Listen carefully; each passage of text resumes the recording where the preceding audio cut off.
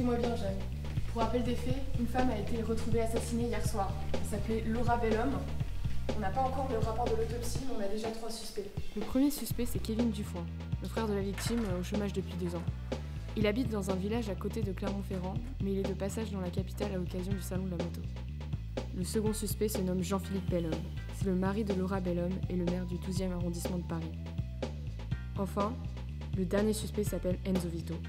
Il est l'amant de la victime et on le suspecte de tremper dans des magouilles pas très claires. Écoutez, Jeanne, ces 3 hommes sont potentiellement dangereux. Donc prudence et mère de sûreté. Il va falloir être rapide, méthodique et vif d'esprit. Nous représentons la loi, Jeanne. Il faut lui faire bien.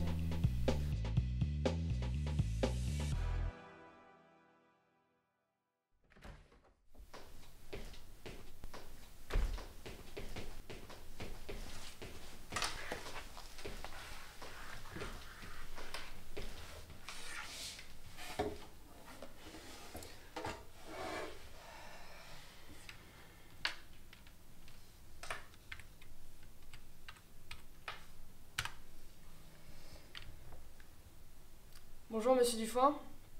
Voilà. Dites-nous tout ce que vous savez sur le meurtre de votre sœur.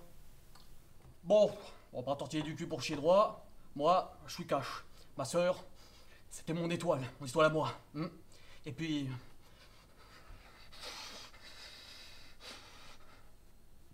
Je vais vous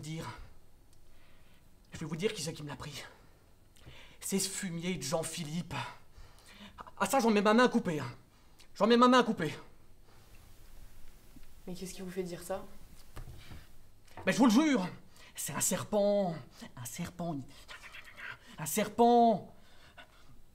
Je le savais depuis le début. Ma sœur, elle a bien compris qu'elle était mariée à une baltringue. Elle est pas née de la dernière pluie non plus, sans déconner. Mais ça, lui, il l'a pas accepté, il l'a pas accepté. Et vous savez ce qu'il a fait après? Il a empoisonné cet enfoiré. Sur ma vie. Parce qu'il a pas de couilles. Je vous fais le tableau? Ça devait être à l'heure de l'apéro. Et quand Jean-Philippe il est rentré du boulot, il lui a servi un petit coup de rouge. De la bonne vinasse en plus, parce qu'il est friqué ce tocard. Et puis il se bouge pas du cou de celui-là, c'est moi qui vous le dis. Et du coup, pendant qu'elle était en train de se repomponner, il lui a versé son vieux poison dans son verre là. Attendez une minute. Bah quoi? Bah couille dans le pâté? Doucement, vous allez trop vite. L'ordinateur a planté.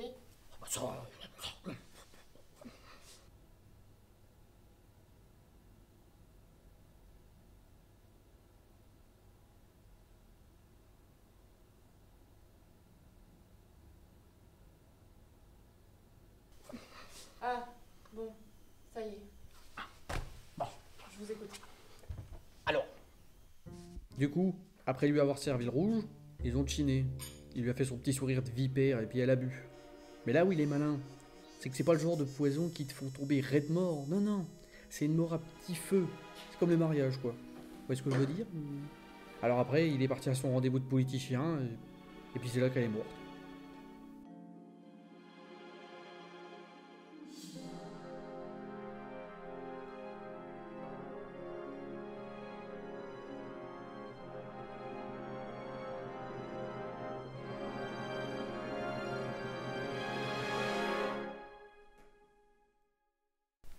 Mais qu'est-ce qui vous fait dire ça? je sais pas, j'ai le pif pour ça. Pour ce genre de truc, quoi, Et puis je vous le dis, c'était un fourbe. Et puis le poison, ça c'est l'arme des faibles, ça. Et vous, pendant cela, vous étiez où? Ah bah, au PMU, au PMU.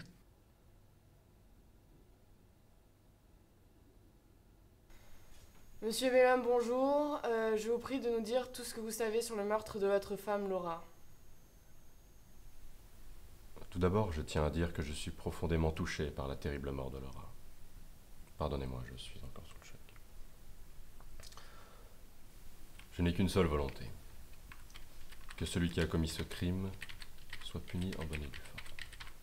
Fort heureusement, je détiens des informations essentielles pour débusquer l'identité du meurtrier. Effectivement, ma femme m'a confessé récemment qu'elle avait un amant, Enzo Vito. Cette annonce m'a grandement bouleversé, mais nous étions déterminés à préserver l'amour de notre couple. Elle m'a expliqué qu'elle avait découvert qu'Enzo Vito faisait partie de la mafia italienne. Elle voulait le quitter, mais elle n'osait pas, car il avait déjà menacé de la tuer avec un revolver. Ma théorie est donc la suivante.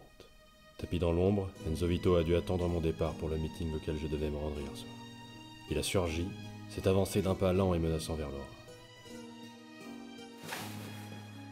Il lui a alors demandé: On m'a dit que quelqu'un a dit que tu as dit que tu voulais quitter le grand Enzo Vito. Ils se sont regardés longuement. Laura devait être pétrifiée. Il a ajouté, avec son regard de braise: Personne ne quitte le grand Enzo Vito. Elle est tombée sur le sofa. Il a remonté la couverture afin de cacher la blessure et faire croire qu'elle dormait. Puis il est parti. J'aurais aimé pouvoir sauver la femme que j'aime. Malheureusement, j'ai échoué.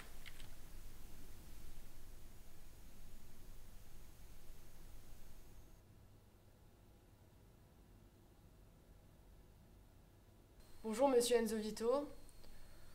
Pouvez-vous me raconter tout ce que vous savez sur le meurtre de Laura Bellhomme qui, d'après mes informations, était votre amante? Oui, c'est exact. Et vous savez, j'en ai connu des femmes. Mais des comme Laura, il n'y en avait pas deux. C'est une femme forte. C'est une véritable tragédie ce qui lui est arrivé. Ma Laura, elle était aussi belle de l'intérieur que de l'extérieur. Et c'était pas peu dire. Elle me parlait de son frère Kevin, qui malheureusement n'a pas vraiment hérité de son cœur pur. À mon avis, il était plutôt là pour avoir une partie de l'héritage. Et son passage par la capitale n'est pas vraiment une coïncidence. Que voulez-vous dire? Je veux dire, eh bien, qu'il l'a assassinée. À chaque fois qu'il venait chez elle, il avait l'habitude de manger du saucisson. Et je peux vous assurer qu'elle n'oubliait jamais de lui en acheter.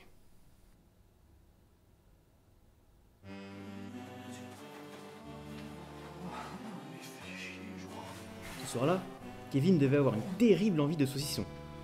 Déjà ivre de son premier passage au bar PMU, il est donc rentré chez sa sœur pour en prendre avant de retourner au bar.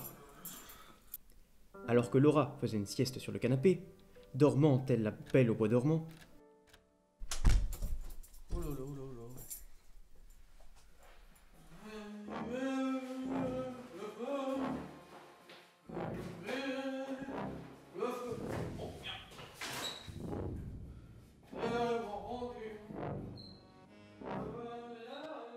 il a sorti le couteau à saucisson et a commencé à en couper des rondelles. Oh, comment il est dur.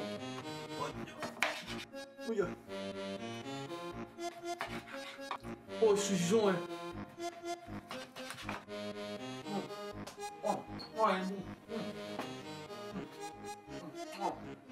Mais c'est alors que, pendant qu'il mangeait, la bête a pris le dessus.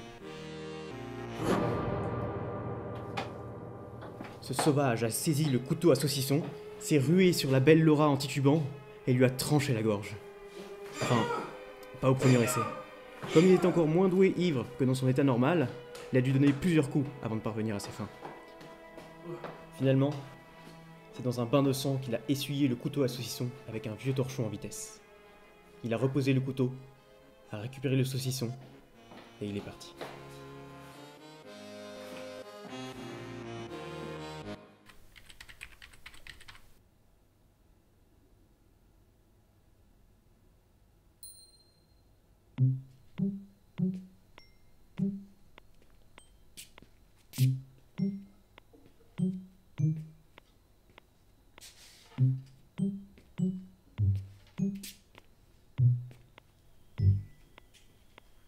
Il y a quelque chose qui m'échappe dans cette affaire, Jeanne.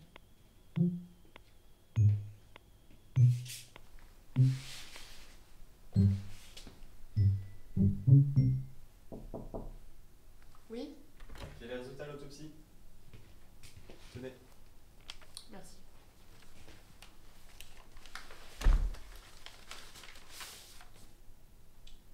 Madame Laura Bellhomme est morte hier soir à 20h47, tuée par arme à feu. La balle a transpercé le cœur de la défunte, cependant son corps a fait l'objet d'un acharnement étonnant, puisque sa gorge a également été tranchée par un couteau à saucisson. De plus, des traces de poison provenant du verre de vin qu'elle a bu ont aussi été retrouvées.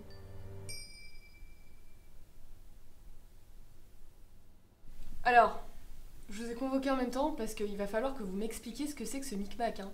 Ici, c'est la police. On rigole pas. Bon, monsieur Kevin Dufoin, vous avez accusé Jean-Philippe Bellhomme d'avoir empoisonné sa femme. Attendez, je vous demande pardon. C'est de la diffamation. Après, monsieur Jean-Philippe Bellhomme, vous avez accusé Enzo Vito d'avoir tiré sur votre femme. Quoi? Mais vous êtes fou! Jamais je n'aurais osé toucher un seul de ses cheveux de sirène! Et enfin, on a monsieur Enzo Vito. Vous avez accusé Kevin Dufoin d'avoir tranché la gorge de Laura Bellhomme avec le couteau à Ouais, saucisson. mais vous êtes complètement tombé sur la tête, et pourquoi j'aurais fait ça d'abord? On va faire... pas un mot! Et oui, je t'ai accusé de lui avoir tranché la gorge! Non mais espèce d'autocar, tu m'expliquerais pourquoi je lui aurais tranché la gorge alors que je l'ai empoisonné? Hein? Mais tu peux pas l'avoir empoisonné puisque c'est moi qui lui ai tranché la gorge! C'est moi qui lui ai tiré dessus, cette garce. Hein? Oh bah attendez, ça va pas là! Oh, attends, qu'est-ce que tu racontes? C'est moi qui l'ai empoisonné! Non, c'est moi qui lui ai tranché la gorge! Je l'ai empoisonné!